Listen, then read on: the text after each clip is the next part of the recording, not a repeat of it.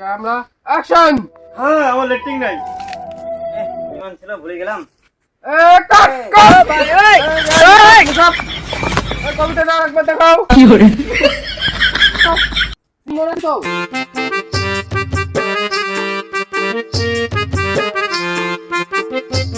Camera action. হ্যাঁ আমার letting নাই এই ভুলে গেছি ডাইরেক্টর এই মেকআপ মেকআপ কাট ক্যামেরা কাট এই মেকআপ।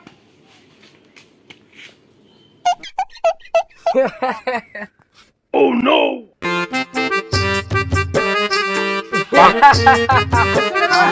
ওকে নিয়ে এসো নিয়ে এসো এদিকে এসো